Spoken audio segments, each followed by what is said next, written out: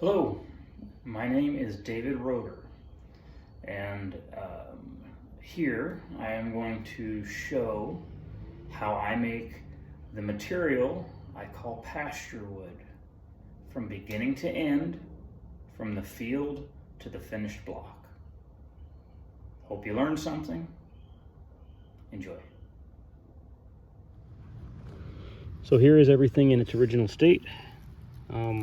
Drier the better, and this is going to get mixed up, crushed up further, and put into the mold.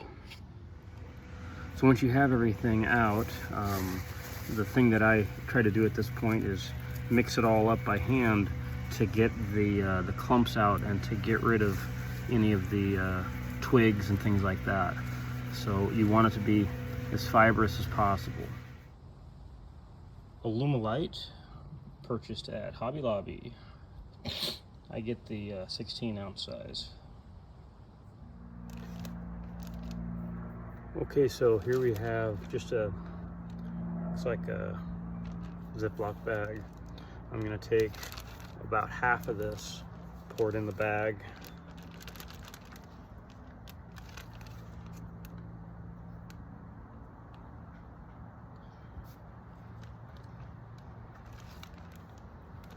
Since it's a smaller bag, I can only use so much. And then I'll put this manure in. That's gonna have to get mixed in the bag. I don't have gloves like I would like, so I'm gonna have to do my best just to mix it.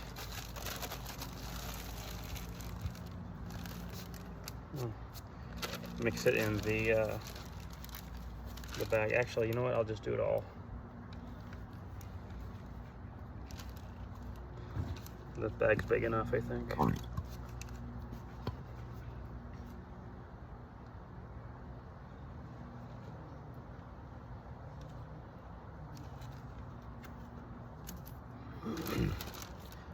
It's time to get messy.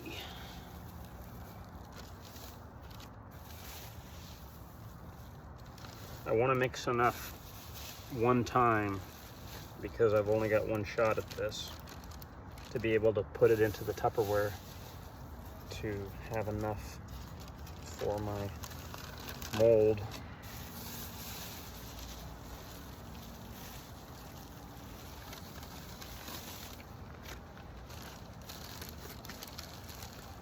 That looks about right. So then we'll take part 2, B, and we'll dump it in here. And then we gotta mix super fast.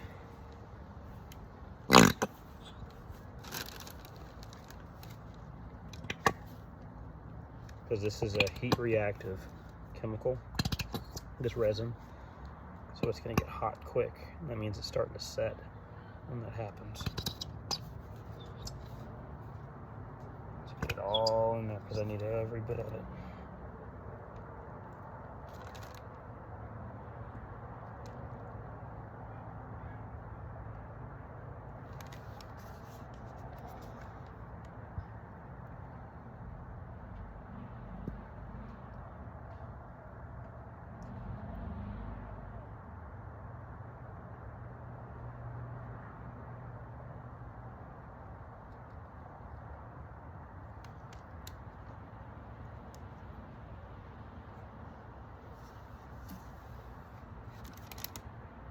Okay, here we go.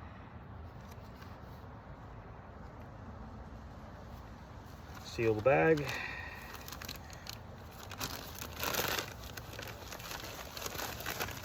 Mix the contents. Okay, we've got it. So let's open it up and get it into the mold. Now this mold is just a cheap dollar store Tupperware. Reason being is because this will get chopped up in the bandsaw. So no reason to spend money on anything elaborate or expensive. We're gonna pack that in there really good.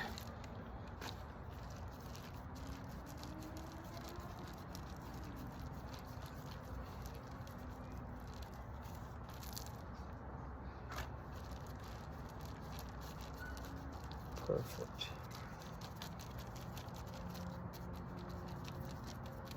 So, show you what we've got here is a big mess.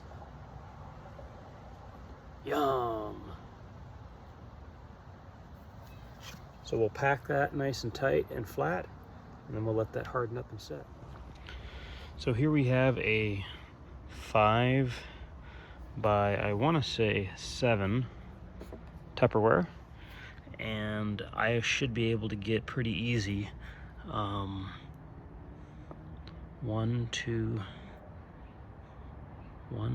should be able to get 3 blocks out of this pretty easy. That's what I'm shooting for. So that's the step here. Next thing is we just wait for it to harden up and set so I can chop it up. So here the pasture wood has sat in this Tupperware now for a couple of days, and it is all hardened up and is ready to be cut with the bandsaw. So having cut this kind of as a preliminary cut, I've kind of got an idea of what the inside looks like. A couple of spots, I'll take some CA glue and get that in there, get that fixed up. But otherwise, this thing is as solid as a brick, solid as a rock. Anyhow, this will now get cut up into rough blocks, and then I'm going to throw them in the tank to be stabilized.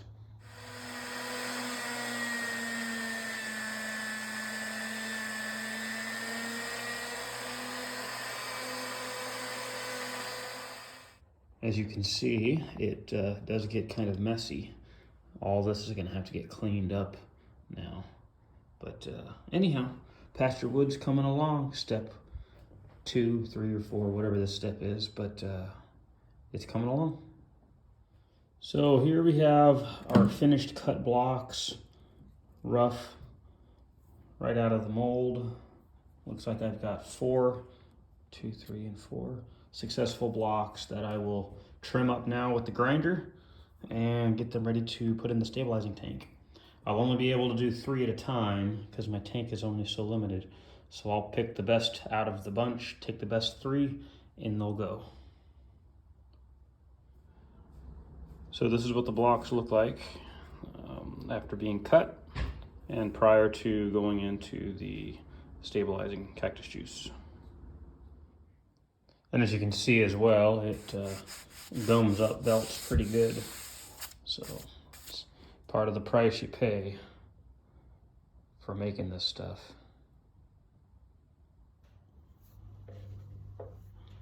So it looks like, given the size, they're a little bit oversized from my final dimensions.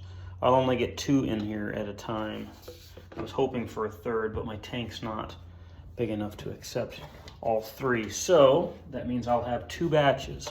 I'll have the first 2 that are in there now, and then I'll have 2 more blocks for the second go around. So I'll just set those aside for now, and then at least focus my efforts on the one set. So we'll put in the cactus juice, making sure that we've got head space to allow that to soak in and fall when the blocks are fully saturated. So put them in there like so, and then get the cap on it. Turn my system on and apply the vacuum. Now watch the bubbles. That's all of the air from the blocks, the grass coming out. So I wait for that to dissipate and apply more vacuum, sealing it off completely, and now just allowing the vacuum chamber to do its job. That'll sit for 12 to 24 hours, continuous run until there's no more bubbles coming out, and then they'll be ready to wrap in aluminum foil and put into the oven for baking, curing.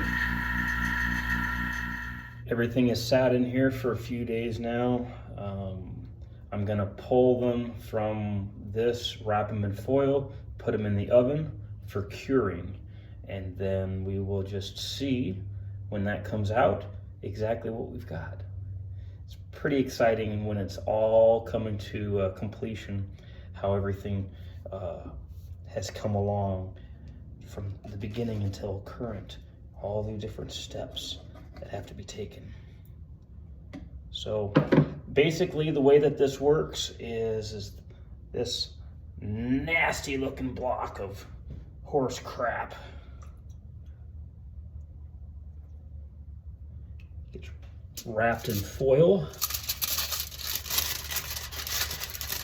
and then put into an oven. Very carefully wrap it, and then into the oven it goes. And then the other one, these have gotten a bit heavier from the resin.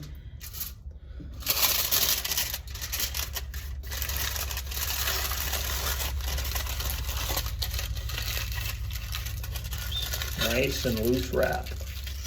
So there's two.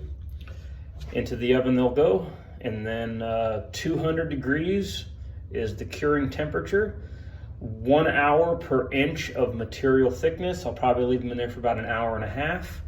We'll see what they look like when they're done. So just a basic toaster oven. I have the temperature set for 200.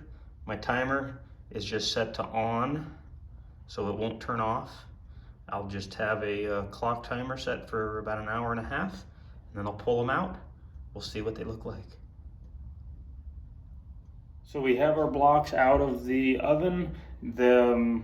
They were wrapped in tin foil.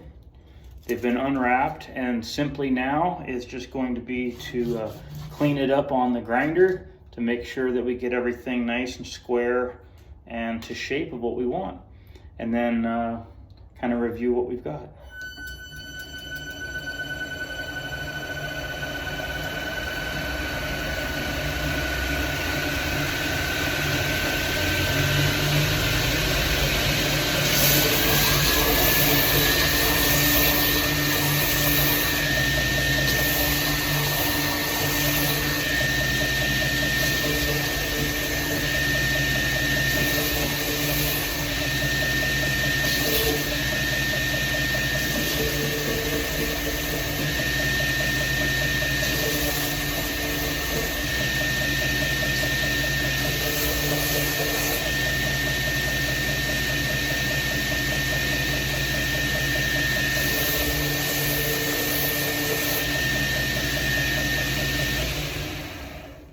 So for the most part, we've got our piece all done. I ended up with 4 successful blocks. Now, 2 came out exceptionally nice.